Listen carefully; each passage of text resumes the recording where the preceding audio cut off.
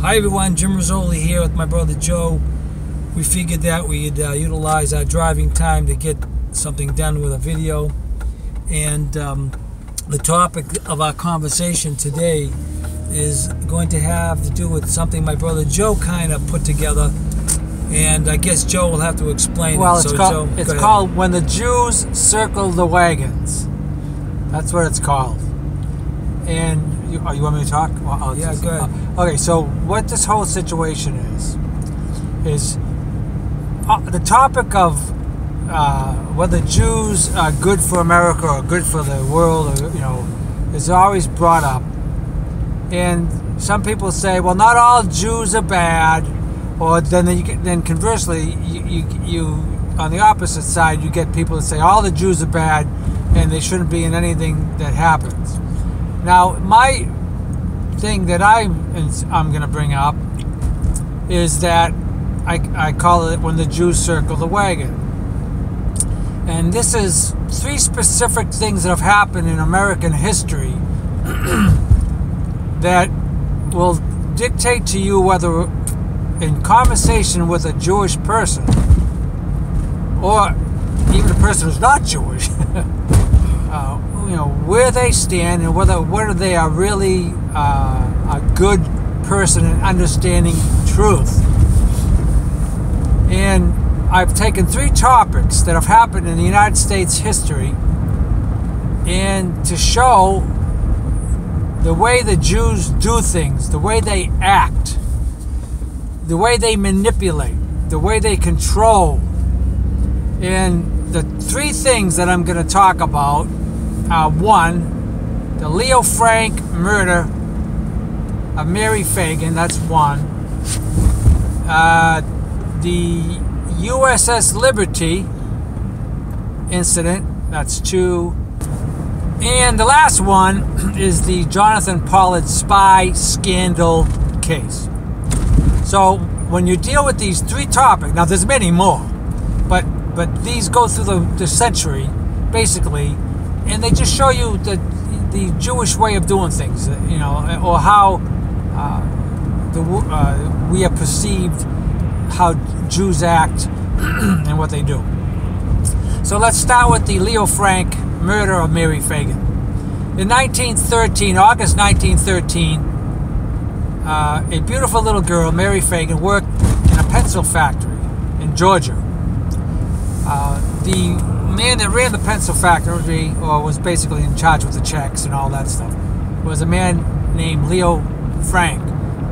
He belonged to B'nai B'rith, or Brith, I guess that's how it's called. B'nai B'rith. He was the leader, he was the head guy, actually, of 500 members of that B'nai B'rith. So basically, at this time of stage of American history, the Jews had a great stronghold in America. I mean, we know that. It goes back to the 1800s when they came into the country in the truckloads.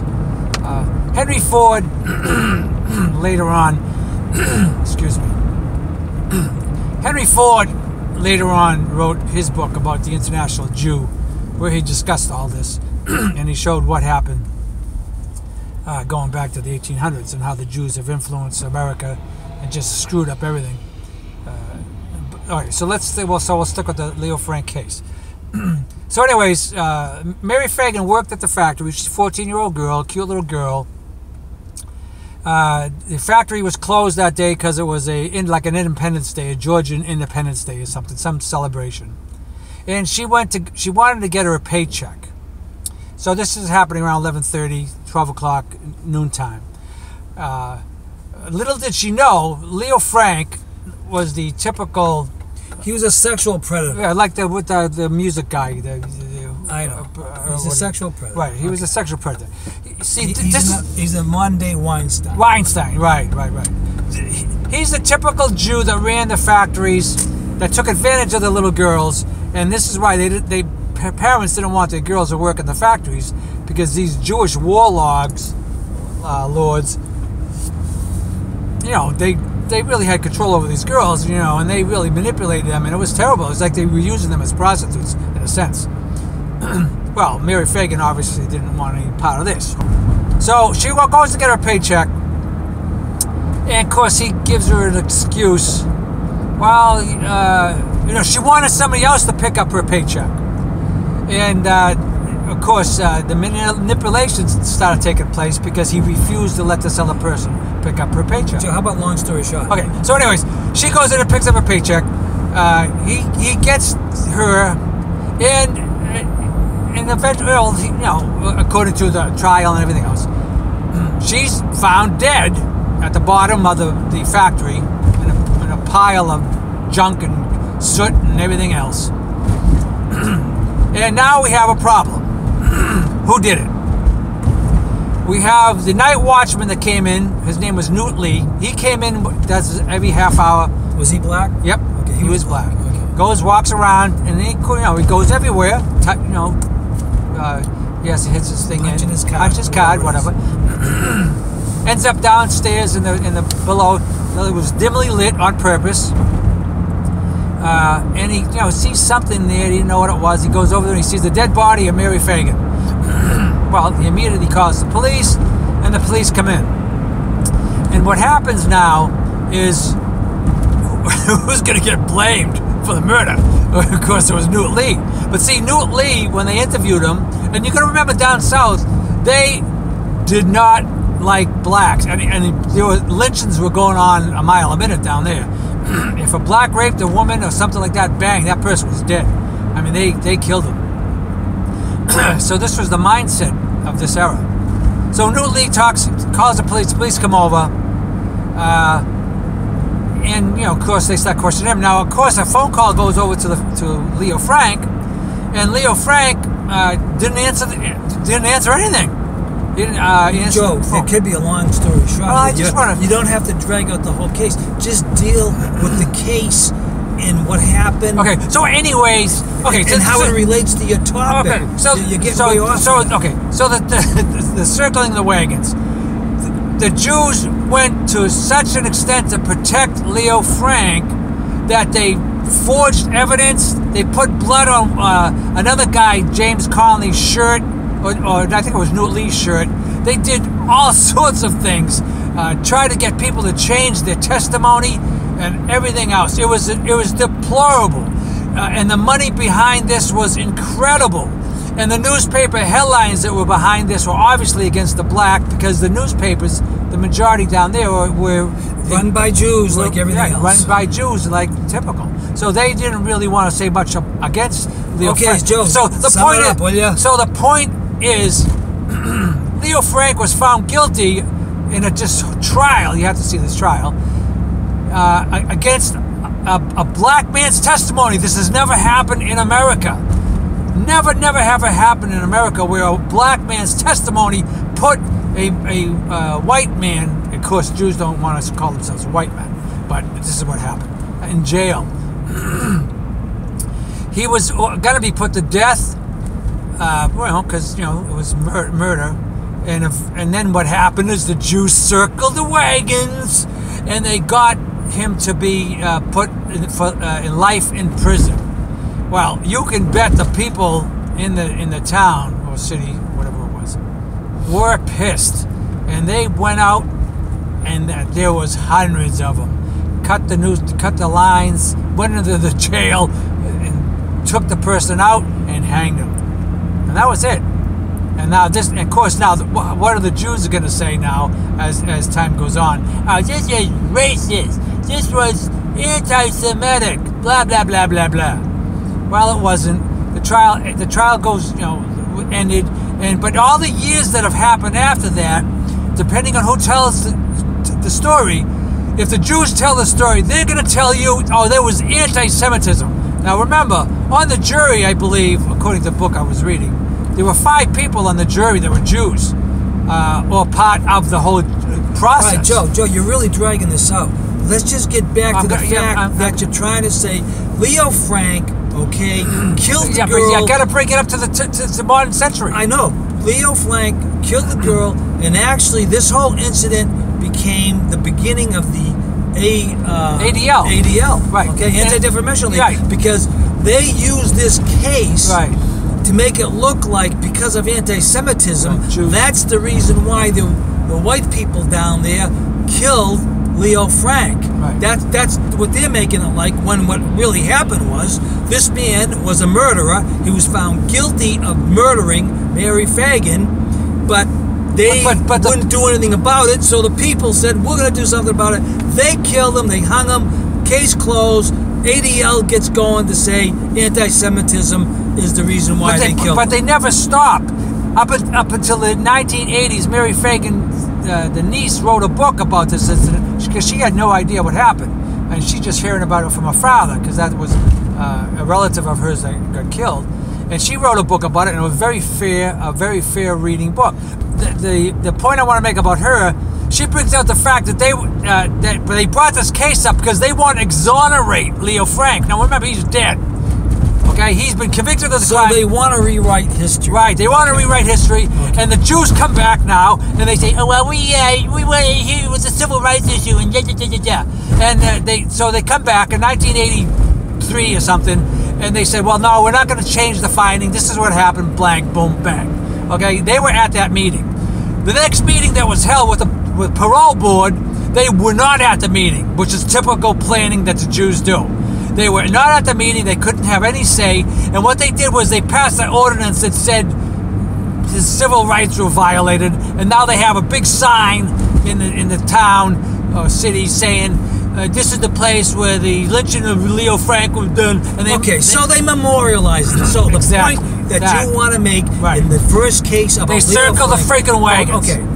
So now, let's just circle our wagons and bring us in, because you're trying to make the point that when you're dealing with Jews, to show how righteous they are, okay, what are you trying to tell us? Well, they'll defend murderous people. They don't care about the person that got killed or murdered. Okay. They just care about how the Jews look, their face to America. All right, so there you have it. Okay, so that ends that case. Okay. If you wanted to research about it, leofrank.org, and look at. Don't read the books put out by the Jews. Don't scream, please. You don't have to scream. All right. So don't read the books put out by the Jews. We're glad that Joe gets paid by the word to make a statement. Well, whatever. Okay. So next case. Let's go into the next case to show you how you can determine. Okay. So the point you're making is that if you talk to a Jew and you ask them about the Leo Frank case, their response to that case is going to tell you how good-hearted or honest they are to see what the truth is, or have they just been propagandized by the media themselves and believe a lie? That's what you're saying. Because this has happened in our newspaper. We had a guy named Eric Silverman write an article. He brings up the Leo Frank case, and the typical bullshit that he brings up is he wasn't guilty, and he doesn't. And so we get the point. Whatever. All right, let's get into despicable. Okay, fine, great. Whatever. Next, USS Liberty. Okay. The USS Liberty, I think it was 1967. 67, offside of Israel in the Arabian Gulf of Tonkin. No, not Gulf of Tonkin. No, all right, whatever. Off the coast of Egypt. Egypt. Actually, Israel. off the coast of Egypt. Yeah, and Israel too. Forget about Tonkin. So, anyways, this boat got shot up by Israel fighters. It was in the area. Now, it was a spy ship. Everybody knew that. And the Israelis wanted to bring a war with Egypt. So how can we bring in a war with Egypt? Well, we'll make it look like the Egyptians came over and shot the hell and tried to sink this American ship. And that's exactly what the Israelis did. They bombed the hell out of this ship. This ship, and it didn't sink. 40-foot hole in it. I don't know how many bullet holes. All right, so we have the case of the USS Liberty. 34 men dead, 178 wounded. Let the people go do their own research on it. So getting back to the point, if we're talking to a Jew and we want to find out how honest they are in regards to what is right, ask them about the USS Liberty. Do you know that the Israeli government bombed an American ship, killed 34 U.S. soldiers, wounded 100-something, 137 others, 178, or whatever.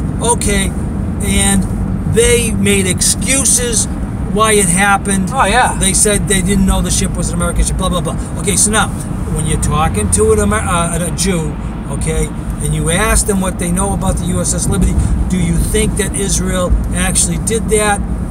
and their opinion is, if they don't give you an opinion or they defend Israel, then you know you got a bad Jew on your hands. Right. Okay. A dishonest Jew. Okay. All right, so next case. The Jonathan Pollard spy scandal. Jonathan Pollard was a Jew. He worked in a high classification spot, and he had access to documents that severely compromised America. And what he did was he copied these documents, and he copied, they claim $800,000. I mean, just all right. So whatever. Long story short, what he did put people, American people, CIA people, life, and they said they probably, the result was a killing and murder of a home mess of CIA agents. Because of this, Jonathan Pollard went to jail. Of course, they all came to his defense. Blah blah blah blah. But he did go to jail because they were showing. But he was in jail for a while. Right. He should have been put to death. Okay, so he went to jail. But that's the circling of the wagons. Okay, he wasn't put to death. Okay, so now he went to jail. He was just recently let out of jail. Yeah. And so now what's the situation? Well, the same thing like with the Leo Frank case. They petitioned to get this guy out of jail. Blah blah blah, get him out of jail, and they finally, through the persistence, got the guy out, and now he's back in Israel. Right. Okay. A man who should have been put to death. Okay. And the circling of the wagons, they actually protected this man's life. All right, so what we have here is Joe just brought out, kind of lengthy-wise, he brought out 3 cases to show you how you can tell a good Jew is a good Jew or a bad Jew, and he was showing you that when they defend evil, okay, when they defend evil, we can see they're a bad Jew. Now, I want to just kind of jump in here, because I'm not going to be as long-winded as Joe, because now we're dealing with another topic, the Holocaust topic, because that's another reason or way you can see if a Jew really understands things, because we, as revisionists, know the Holocaust is the biggest scam that ever come down the pike. And when you do investigate it, you know, you'll find this out being the case, but the Jews have so propagandized the media for 75 years. They presented lies and all these things that they said happened that didn't happen. The gas chamber at Kremer 1 and Auschwitz 1 was a recreation at the end of the war. Didn't happen.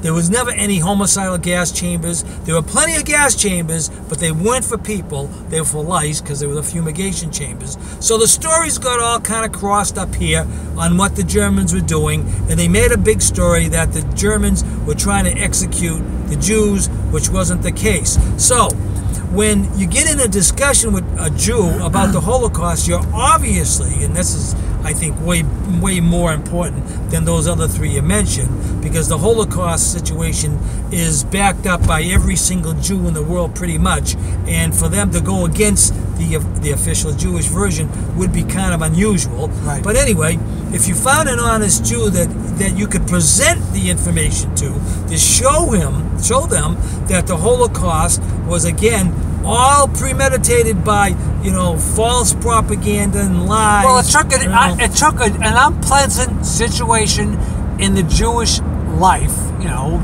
World War II, and it took little simple things that happened while they were in these camps, these work camps, and they blew it all out of proportion.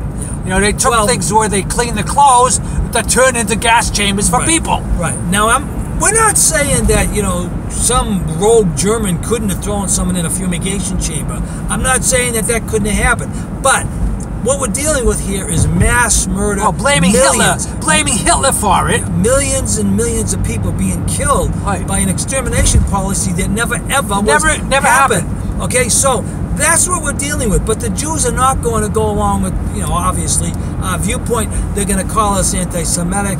You know, here we are, in good faith, trying to tell these Jews that less Jews died in the camps. In fact, my estimation in what I've read, in all the books I've read, is in all the camps now, okay, you might have had 500,000 people that died in the camps of natural causes, or even being shot or killed, because of half of them you were probably communist anyway, and they probably deserve to be shot. But the point is that out of 500,000 people that might have been killed, Okay, half of them might have been Jews. Well, so you're only dealing a couple 100,000 Jews that might have died in the camps. You're dealing with like 1,200 camps, aren't you? Okay. I mean, aren't you dealing with a lot of camps too? Yeah, whatever. But you're only divide that figure up. Okay, so you're only dealing with a couple 100,000 Jews, you know, at the most. I don't even think that died in the camps. That's being generous. I don't even think that's being generous. Okay, so now this is the case that we have today. So if we get in discussion with a Jew, obviously the Holocaust topic is a cult topic. This is the one they believe. They all believe this now. This is what unites the Jews. The Jews, if you put them in a room together for a week, they'd kill each other, okay? They would. But if you have a cause like, you know, Hitler in Germany and the Jews and blah, blah, blah, they're going to all unite with that cause. That's exactly what they've done with the Holocaust issue. They all unite. The Jews could be atheists. They could be humanists. They could be whateverist. All right, but they are going to believe in the Holocaust, the official Jewish version of the Holocaust. And that's one of the ways you can determine if a Jew is an honest Jew, an upright Jew, or a truthful Jew. Because if they are going along with the official Jewish version lie, okay, then we have a problem, and you're dealing with a Jew who is not a good person. And again, of all the Jews I've met, I haven't found really. I found one Jew, Reuben, who I've been just recently talking to. He is a young Jew kid, 33 years old. Well, he wants the truth. He wants the truth. And he doesn't believe in the official Jewish version. He has done the research. He's come to the conclusion, exactly the conclusion that we have come to, that the Holocaust is the biggest hoax ever. So there you have it, okay, folks? And when you're dealing with what's true and what's righteous and what's, you know, the truth, you have to deal with topics that are going to show what the lies are and what the truth is. And the Jews today, and here's what's bothersome about this, the Jews are in collateral damage mode. They're doing everything within their power, to stop revisionists like myself. They're banning my videos in 35 countries. They kicked me off of Twitter.